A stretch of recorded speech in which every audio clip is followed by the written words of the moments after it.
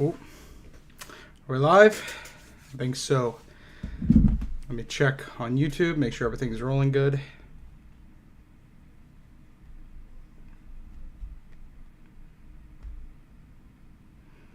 Seems like we're live.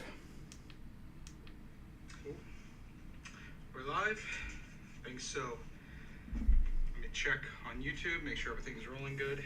Yeah, everyone can hear me. We're good. Okay, awesome. Get that there. Hello everyone, and welcome to the 11th album discussion on my YouTube channel. And I'm super excited for this. These are my favorite streams, personally. I love them even more than the Gmod streams. I just love sitting down and talking about music. I'm very passionate about music. I listen to music a lot. Like, almost 24/7. Not quite 24/7, because I wouldn't have time for that. But almost 24/7.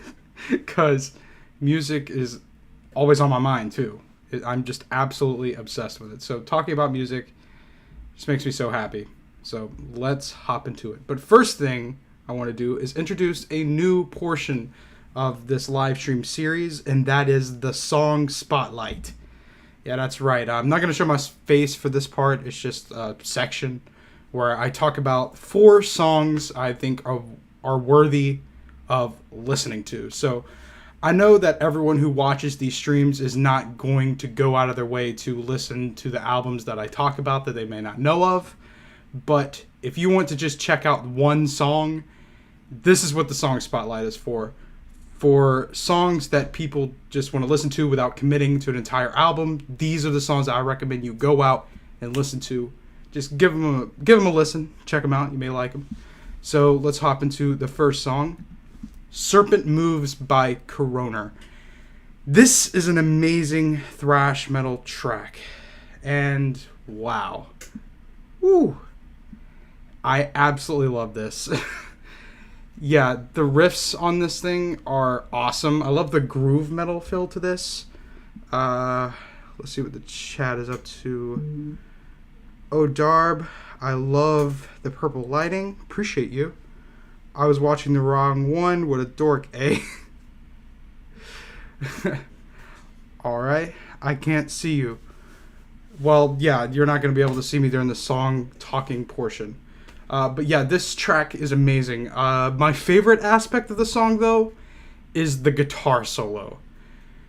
Wow. What an emotional and technical guitar solo. It is so interesting to listen to. I love the melodies created with this. It's so emotive. Love the guitar work. So yeah, this track is killer. And if you've never heard of Coroner, I would highly recommend you check them out because they are one of the best thrash metal bands I've ever heard. I'd put them like in the top 10. So highly recommend them. Their musicianship is so impressive. So yeah, next track. Artificial Brain, Celestial Cyst. This is a death metal song from the newer death metal band, Artificial Brain. They try some very interesting things with the sound of death metal. The only problem I have with this track and this album as a whole, their self-titled new album released this year, is the mixing. Some of the mixing is bad, I would say, because they mix the vocals too low and the bass needs to be brought up a bit. But other than the mixing, the performances themselves and the songwriting that the band delivers is incredible.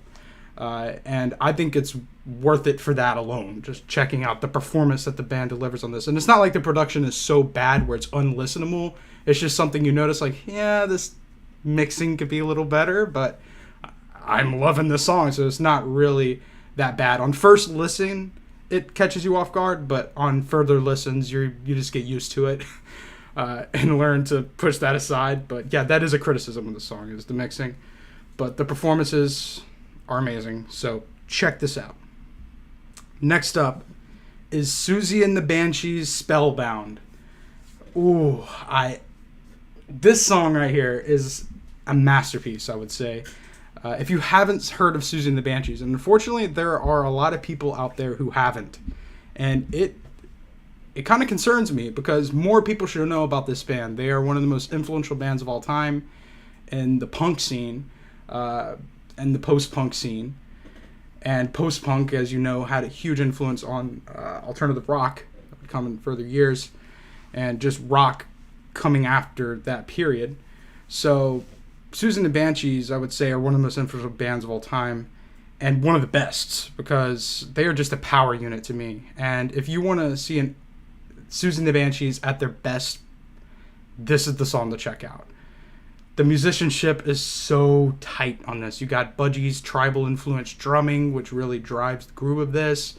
And then you have John McGeoch. I mentioned this guitarist in my top 5 best bands ever, my thoughts on episode. And I butchered his pronunciation. I said John McGeoch or something. I am so embarrassed. It's John McGeoch. I don't know where I got John McGeoch from. I apologize. But yeah, John McGeoch's guitar playing is a standout on this. And honestly, I'd say everything is a standout on this because everyone's on fire.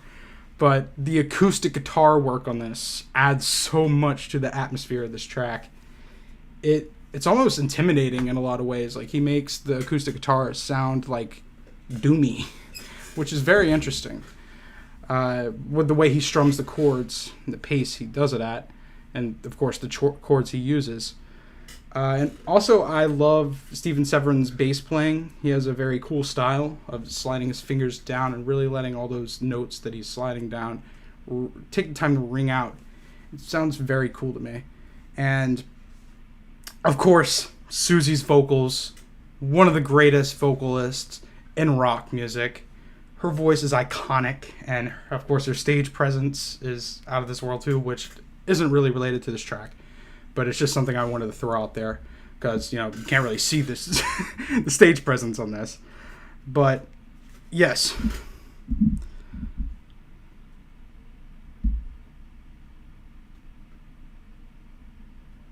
Hold up. Stage presence is out of this world too, which isn't really related to this track. Sorry, I just had to check to see if everything was doing good. Is the screen supposed to be black? No, it is not supposed to be black. It's supposed to just show the song name and the album cover. Okay, and next up, the last song in the song spotlight, Thelonious Monk when John Coltrane, Ruby My Dear. Okay, so if y'all are unfamiliar with Thelonious Monk and John Coltrane, either of those artists, leave the stream and listen to this song and then come back. Just kidding, wait until after the stream. But yeah, listen to this whenever you get the chance, because Thelonious Monk and John Coltrane is one of the greatest musicians I've ever heard. The piano playing by Thelonious on this perfectly complements John Coltrane's emotive saxophone, and I absolutely love this duo right here. And the band they play with adds a lot too. And honestly can't comment too much about the intricacies of the instrumentation because I'm not a jazz musician. There's a lot I don't understand to how that is composed, but to my ears it sounds freaking incredible. So if you're unfamiliar with jazz music at all, then honestly I would believe this song is a great introduction to it. So definitely check it out whenever you get the chance. And it shouldn't be black. The screen shouldn't just be black. This is referring to someone in the comments, because I'm looking at it on my phone and it is showing the image in which I desire to show the audience. So I am not sure. It may be something wrong on your end. So yeah. Okay. Next up, we are done with the song spotlight, and now we are moving into the album discussions itself. The good part. Oh. Yeah, I'm sorry. I'm pretty sure my microphone just peaked right there big time. Yeah. Let me adjust myself. Get ready for this. We are going to be talking about Natas, wickedworldwide.com. This is a hip-hop album, and I don't know if everyone's into hip-hop, but I do like myself some quality hip-hop. And hip-hop is usually dominated using samples, sequencers, and synths, etc. However, many of the tracks on this album are created using live instrumentation. And I love the use of live instrumentation in this. It's utilized so well, and the playing gives it a unique edge. And I like how some of the tracks from this pull from rock, notably on the track Another Enemy, which is one of my favorite tracks from the album, by the way. And the album is very raw, both in instrumentation and lyrical content. It still remains mostly well mixed on the production side, though, even though it's raw. And there are a few tracks that could use better mixing, but the ideas of the beats is always interesting, and it's not bad to the point where you want to turn it off. Some of its lyrics are pretty extreme, and the beat always reflects the horror of its lyrics and energy of the rap delivery. And most of the tracks discuss things such as murder, ghosts, demons, shootouts, and gang life.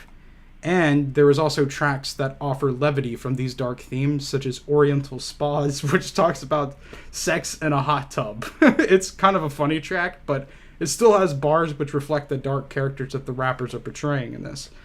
And I like how this album, like, in some parts, it just legit feels like I'm listening to, like, a rap horror movie. And I'm here for it, okay? And there are even many horror references, such as, well, in particular, the track Funeral Parlor, because the chorus is just, I see dead people. I see dead people. Referencing The Sixth Sense. So, yeah, awesome stuff here. And this album isn't that well known, which is baffling to me. I think it needs more recognition in the hip-hop scene. I don't know why more people don't talk about this, because I think it is super enjoyable, consistent album.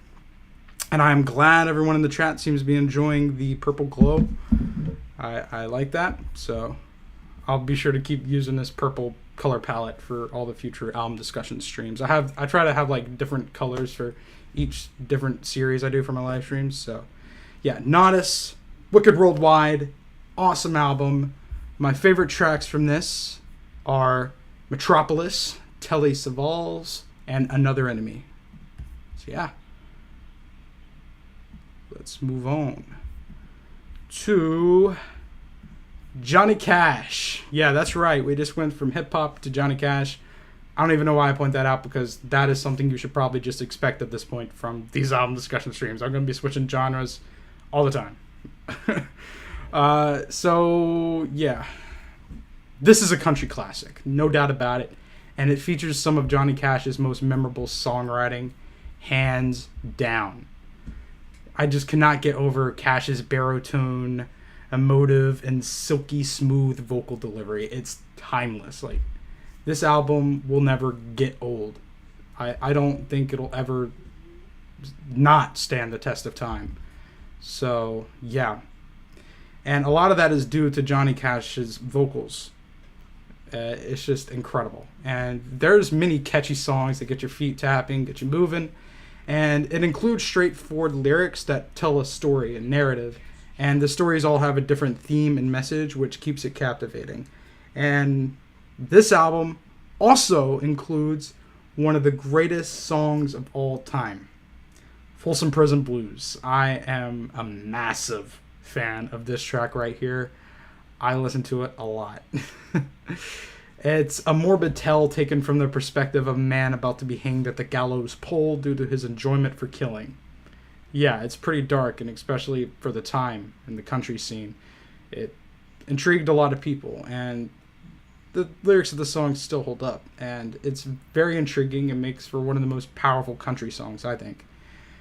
My favorite tracks is, of course, Folsom Prison Blues, and also Walk the Line and Cry, Cry, Cry. Yeah, Johnny Cash. Love Johnny Cash as a person. Love Johnny Cash's music. 2 thumbs up for me. 10 out of 10. Yeah, if I had to give it a score, to be a 10. It's just a masterpiece. Love this. I know not everyone's into country, but trust me on this. This is the good stuff. This is the good country. This is not the trash. The trash country you usually hear that comes on the mainstream radio. You gotta dig a bit to find that gold for country. So, yeah.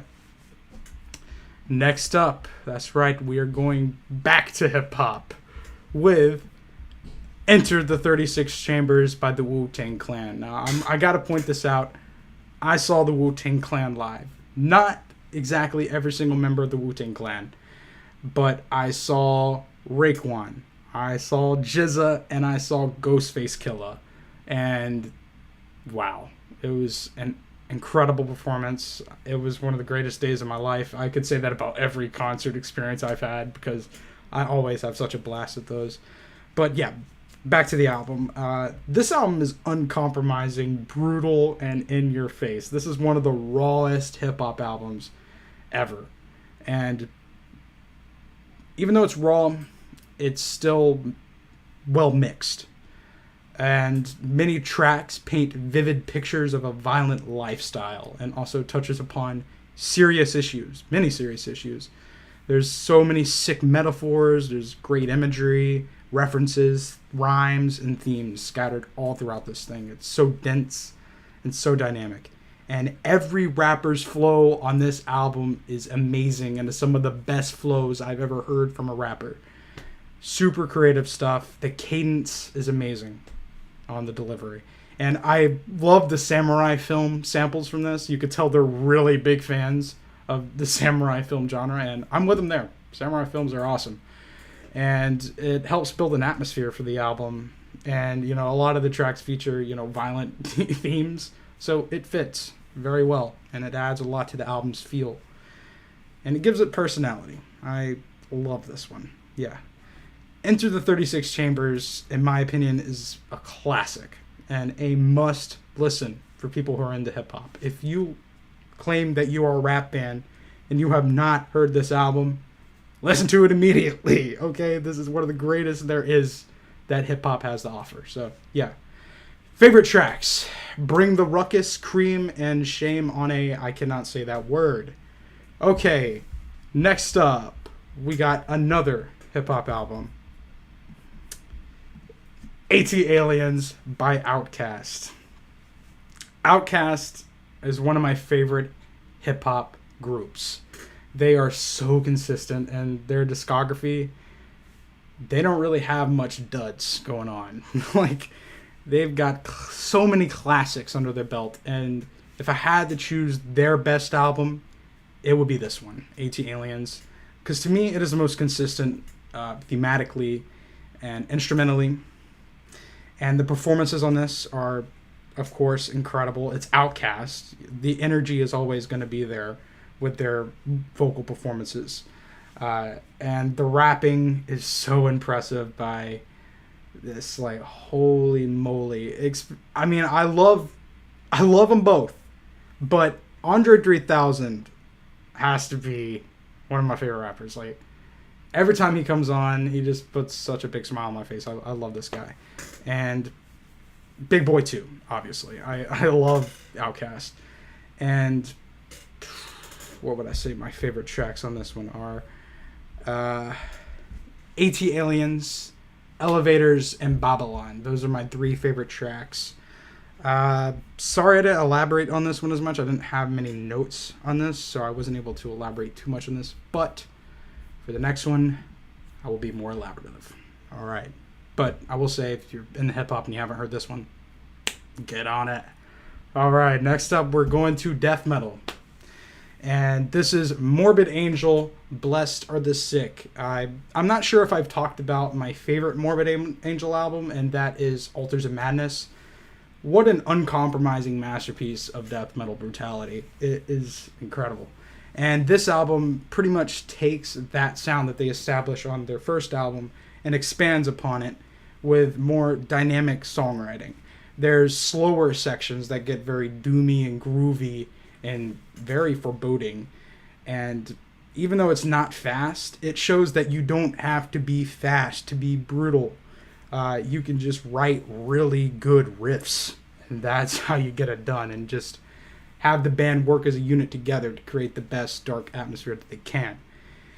And this album, in terms of darkness, is probably one of the darkest death metal albums I've ever heard. Because, wow, there's a lot of pretty brutal lyrics on this, like referencing the occult, demons, hell. I mean, look at the album cover. Like, it looks like something ripped straight out of hell. So it fits the music. Like, when I listen to this thing and I'm looking at the album cover, I'm just like, yeah, I could totally imagine the music playing along to this. And that's always a bonus when you got a great album cover that complements the music. And the vocals on this. Wow. Wow. I wish I could do death metal vocals like that. Like, I actually want to do death metal vocals, but this just discourages me whenever I listen to it because it's so freaking good. It's just like, no matter how hard I try, I'm not going to get this good. This is some of the best vocals I've heard in death metal, period. It's so brutal, so dark, so nasty. I love it. I love the tone he gives his voice. It's very deep, it's very guttural. And a lot of the times, it just straight up sounds disturbing in some parts. And I like how they also incorporate spoken word elements too. It's pretty interesting. They aren't afraid to experiment on this one, and I love that. You know, I don't like it when a band just sticks in one sound. I mean, it's not bad if a band just sticks to what they do best as a sound, but when they develop, it's always a treat when it works right. Sometimes it doesn't, but this is an example of when a band developed and succeeded excellently. So, Morbid Angel, Blessed the Sick. I know not everyone's into death metal because it can be a bit too much for some people, but if you're into that type of music, definitely check this out. All right. Next up, we got New Order, Power, Corruption, and Lies. This album right here is one of my favorite albums of all time. Yep, that's right. It's New Order. What do you expect? Rise from the ashes of Joy Division. Rest in peace, Ian Curtis. What a talent. What a legend.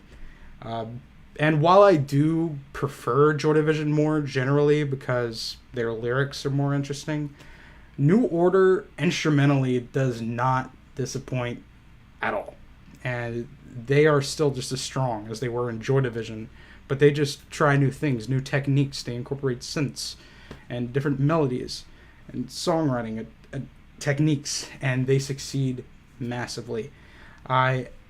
This right here is one of the best new wave albums ever released, hands down.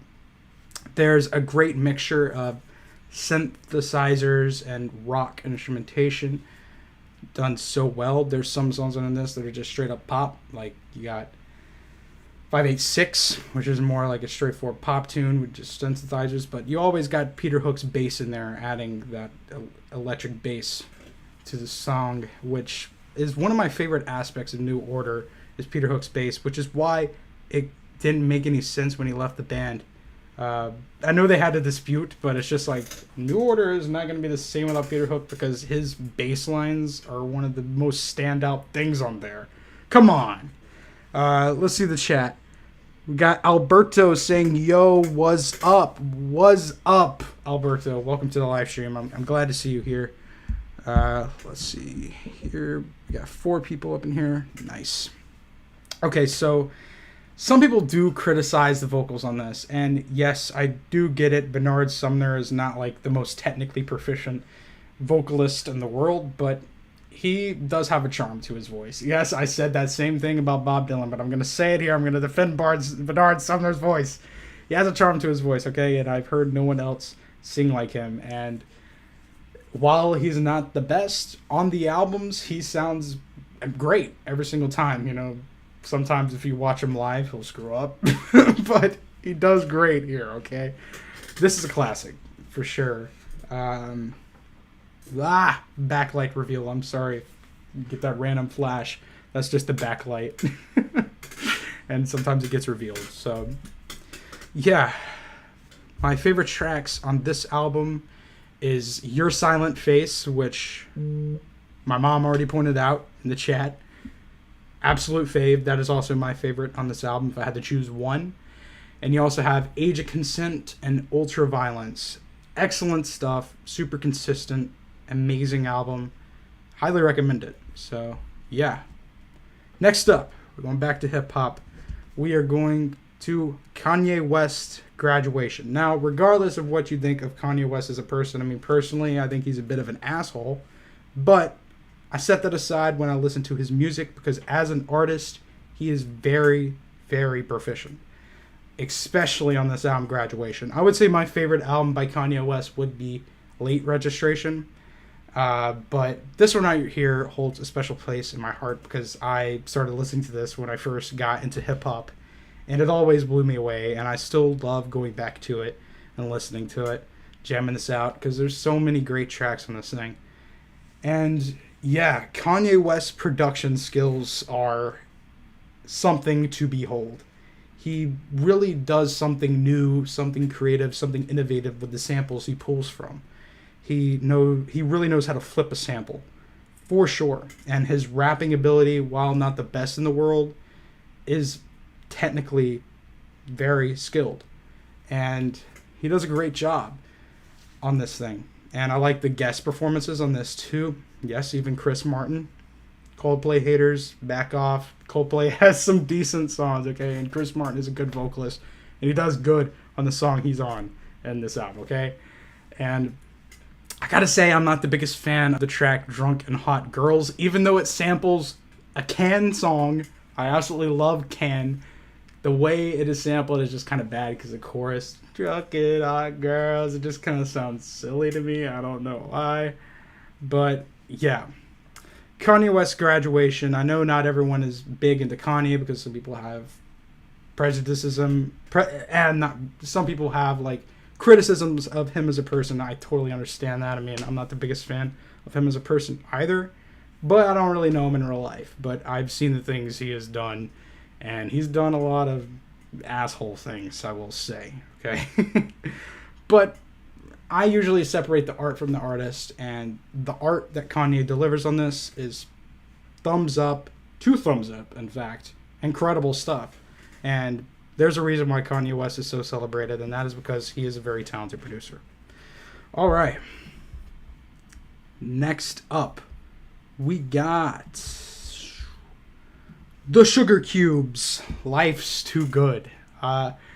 If any of y'all are familiar with Bjork, I love you for that. But if you're not, get familiar, okay? Because Bjork is one of the greatest vocalists ever. And she has such a unique style and approach to vocals. And she really stands out. I love everything about this album and the other vocalists that are on this. I don't even know their name. I'm sorry, no offense to the rest of the band, but the only person's name that I know on this is Bjork, okay? But the whole band does great on this. There's a lot of great guitar work on this thing that stands out a lot, especially on tracks like Birthday. I love the guitar work on that, and the melodies are incredible and very soothing in a lot of ways, especially because of Bjork's voice. Very powerful stuff.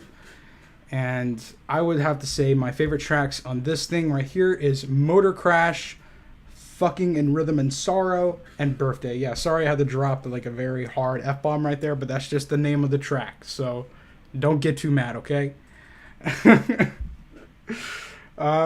But yeah, if you haven't heard of Bjork before, I would actually recommend you go and listen to the song Army of Me. I think that's a great first start for a Bjork listener, but that's not the only song you should listen to. I would recommend listening to the entire album Homogenic. That's the best work that Bjork has before checking out the Sugar Cubes. I mean, you should check out the Sugar Cubes. If you just want to check them out first, that's fine too, but I would recommend starting with Bjork solo stuff and then moving to this. So yeah, thumbs up, amazing stuff. All right, let's move on to the next album. That's right, Kate Bush, The Kick Inside. Now I know Kate Bush is having a bit of a resurgence recently, and I'm here for it, okay? I mean, I haven't even seen Stranger Things Season 4 yet, and people are saying, wow, Running Up That Hill in Stranger Things was incredible. And I'm like, yes, they played Running Up That Hill in Stranger Things. That is what I'm talking about. But it is kind of weird that people are now like starting to say like, oh, now people are finally appreciating this song. What are you talking about? I've been appreciating this song my whole life. I grew up with Kate Bush. People have always been appreciating Running Up That Hill, okay? That has nothing to do with this particular album, but I just wanted to comment on that because I know Kate Bush is seeing a bit of a resurgence, and some people may know about her just because of that. But this is her first album, and If you want to check out more of Kate Bush's music, I would recommend either starting with The Hounds of Love or this album, because this is her first album, and I think it displays a lot of her best vocal performances too. I love the songwriting on this. There is so much inclusions of different musical styles, and her vocals, wow. That's all I gotta say. It's just wow. She is an incredible vocalist and one of my favorite vocalists of all time. There's just something about her voice that blows me away. I am a massive fan of her. And her songwriting skills are also incredible to boot. So, yeah, my favorite tracks on this thing would have to be Wuthering Heights. That is a classic right there. And the saxophone song, along with The Man with the Child in His Eyes. Amazing stuff. Wuthering Heights is probably my most revisited song on this. The vocals are so eccentric, energetic. You can't help but love it. Okay. Next up.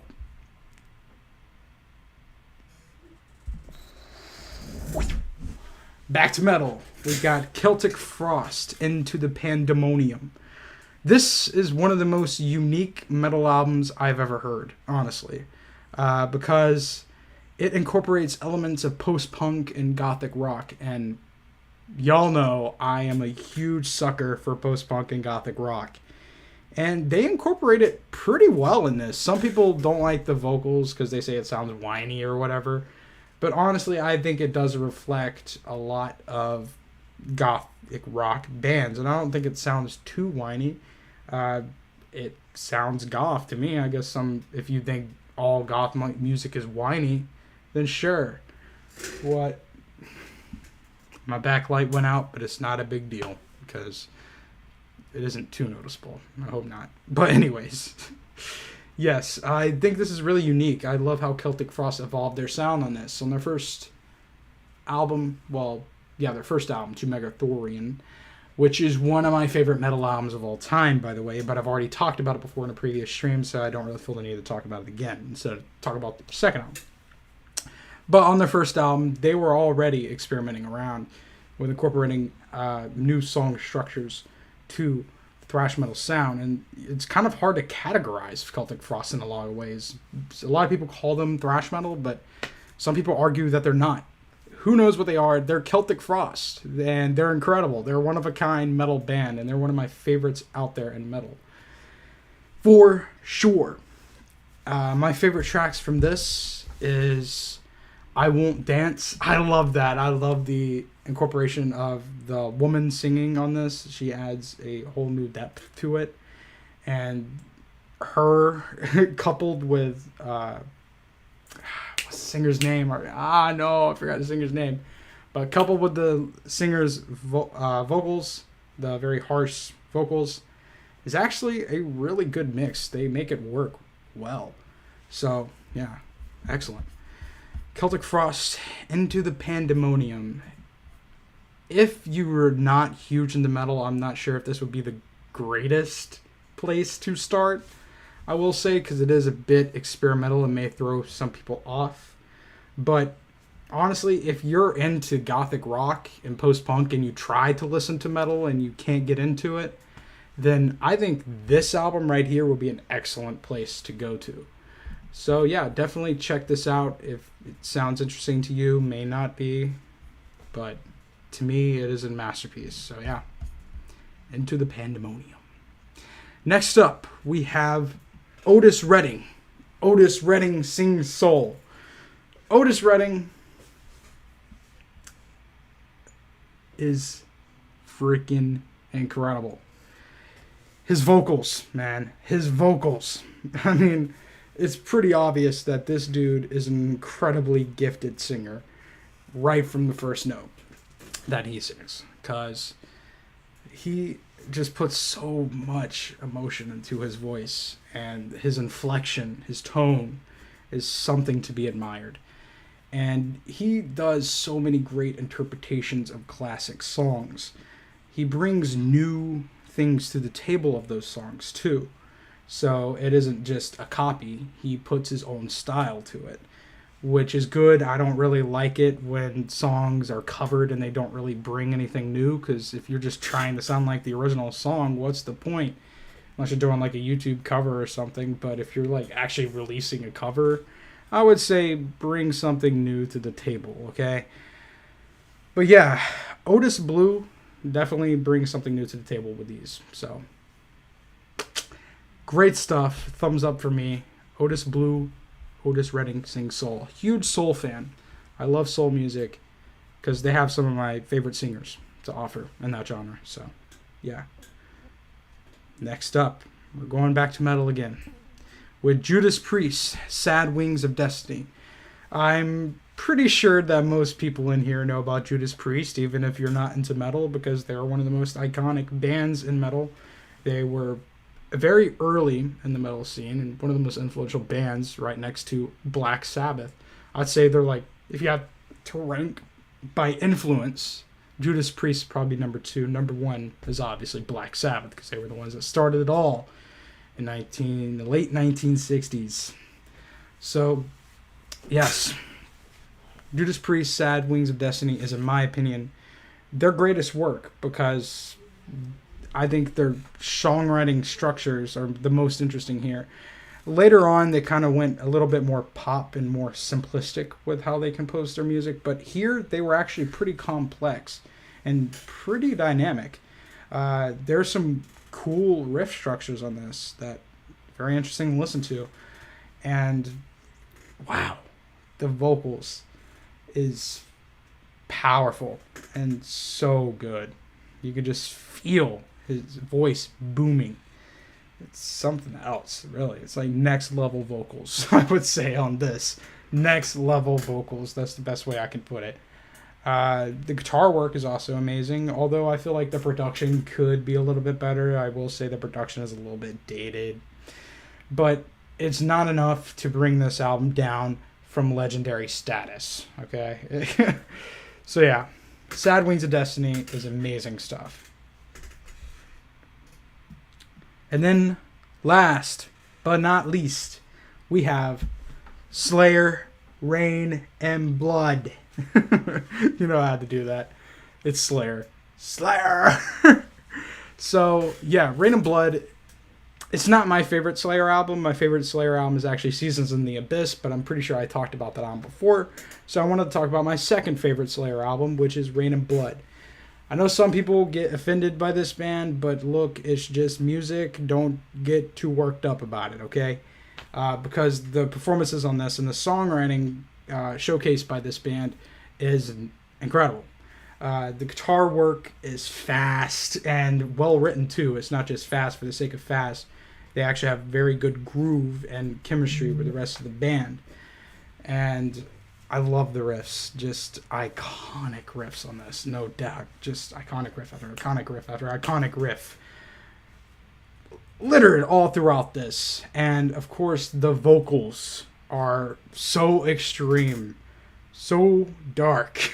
And it is perfect for the lyrics that are on this. There are some really extreme lyrics. There's even a song about the Holocaust, which some people took the wrong way. They weren't trying to glamorize the Holocaust.